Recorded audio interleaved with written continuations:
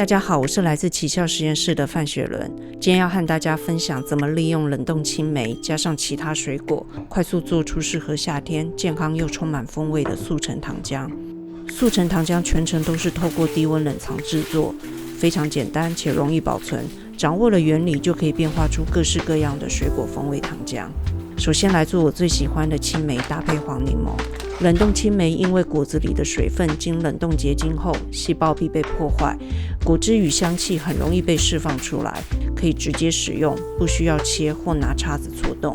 柠檬可以增添酸甜的清香，尤其是白色的海绵层，它的苦味经过糖渍后会带来具有层次的风味。如果买不到黄柠檬，使用青柠檬或是莱姆都可以。建议挑选国产的有机柠檬，避免进口水果伤蜡或是用药残留的问题。我们的目标是创造一个高糖环境，让水果里的汁液透过渗透压慢慢的被引出来，成为风味浓郁的果露糖浆。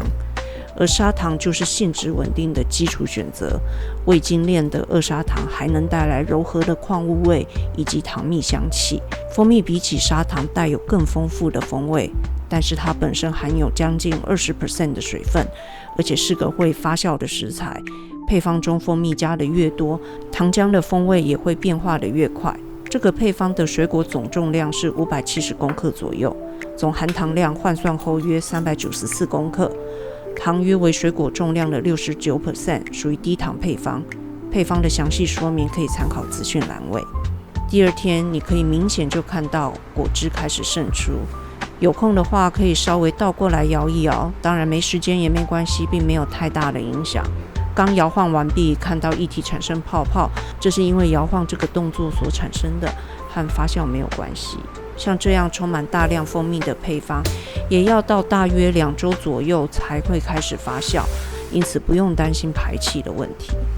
这个是5天后的状态，基本上只要泡了3天左右就可以开始享用。每次取用记得使用干净的器具，再取出适量的糖浆。喜欢的话也可以加上果肉，搭配冰块与气泡水，就是非常清凉好喝的气泡饮。虽然说是速成糖浆，随着时间过去，风味会越来越丰富。这个配方放到2周左右时非常好喝，做成的气泡饮，我觉得比很多市售的无酒精气泡酒都来的风味十足。搭配无糖豆浆，果酸能平衡豆子的味道，喝起来像是优格饮，非常有趣。当然，直接淋在优格上也是非常美味。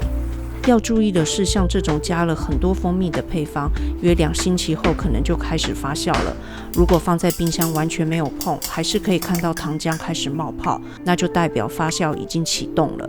高糖环境下，发酵主要由酵母菌主导，因此糖浆会先产生微量酒精，然后慢慢变酸。2周内如果没有喝完，就可以用巴氏杀菌的方式杀青，把美味的风味留下来。捞出来的果肉放在干净的瓶器中，可以保存1至2周。可以选择继续放在饮料里，用来卤肉、蒸肉，也可以直接就用来煮果酱。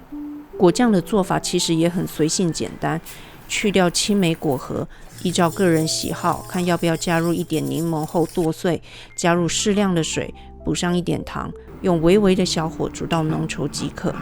这样你就能得到一瓶美味的糖浆，还有一瓶充满风味的果酱。